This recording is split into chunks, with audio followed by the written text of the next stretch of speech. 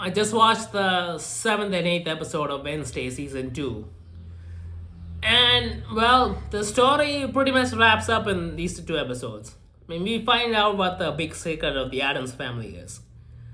And the secret that's involving Isaac. Now, I was honestly thinking that maybe they accidentally killed him or something. And they were hiding the truth. And they're the ones who buried him. And part of it is true, they were the ones who buried him.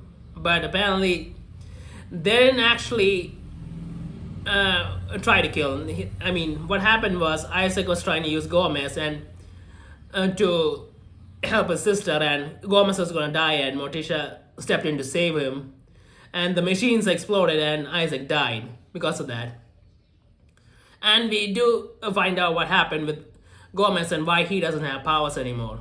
Because in the episodes revealed that Gomez did have powers, just like Pugsley, but because of the machine and how much it took from him, he ended up losing all his powers.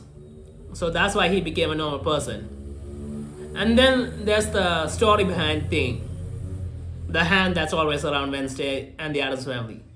Now, I honestly didn't see this coming. And I always thought Thing was just a character that was there. I didn't realize there was some huge backstory behind it. I thought this was a universe with monsters and Thing was just a hand that's just there. But no, apparently, Thing was actually created because when Isaac's machine blew up, Thing somehow came to life because Isaac's hand, Thing was actually a part of Isaac's hand. And it got cut off and it came to life afterwards. And that's how Thing was born. That's shocking, and I wasn't expecting that. And it's interesting, I guess. We get to know what happened to Thing. And then what else happens? Oh yeah, the principal in this is the second season. What was his name? I didn't really like that guy, and he was using Bianca to do all sorts of stuff. And apparently it turns out that he was part of the Morning Song group, he was the founder and all. And the other guy, Gideon, from the beginning was just a front man for it. And Wednesday and Ian finally find out because Ajax finally tells them. I honestly think he should have told them before. But they find out and they find out what's happening and the fact that he's trying to steal Wednesday's grandmother's fortune. And Bianca managed to siren him and he tells the truth, and then I think it's a chandelier or something falls on him after he's turned to stone by Ajax and he turns into dust. So he's gone. The nasty principal's gone. And that's honestly a relief. I thought he was going to be just an annoying guy that was going to be there all the time. But yeah, he's gone. So apparently Noah Morse has lost two principals in 2 years. Yeah, that's not really a good track record. Well, I guess Principal Weems was there for a much longer time probably. But still, losing two people in 2 years. I'm wondering if anyone's going to be willing to take the job next year, considering. But yeah, we find out all this stuff. And then at the climax of it, apparently Tyler's mom was planning on turning him into a human rather than her because apparently it's too late for her. Which is honestly I don't have a problem with, because earlier on the way that she was acting and all, I felt like she might end up killing him or something. I got that kind of vibe from her, and that would have been terrible, especially considering all the stuff that Tyler's been through. But no, she was just wanting to cure him, and Wednesday stops in the middle, and Tyler and his mom fight, and they turn to heights and fight it out. And after they are hanging on a roof, she just decides to let go and falls to her death. It's because I don't know, maybe she was gonna die soon or something.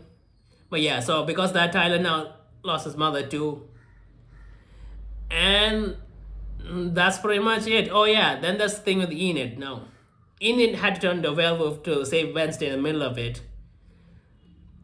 And because she's an alpha, she couldn't turn back because the full moon and all that stuff. And now she's just run away. And Wednesday's now going to be going after her and trying to find her.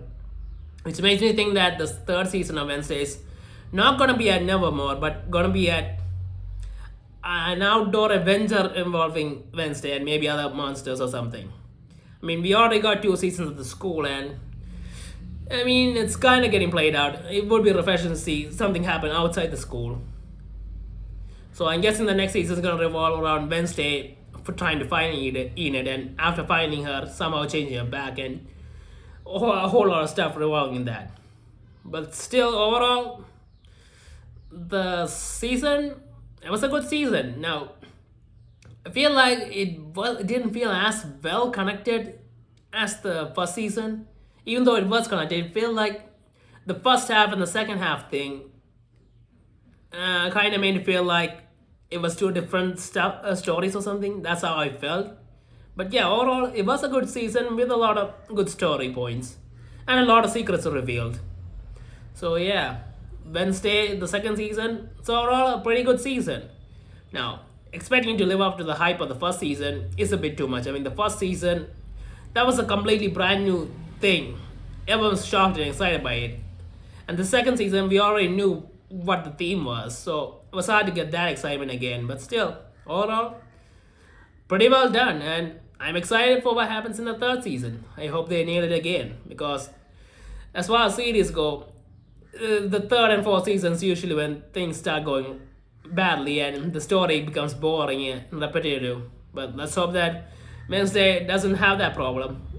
Considering the fact that the third season is probably going to be coming out 2 years later again, so they're going to have plenty of time to come up with a good story. So let's wait, I guess.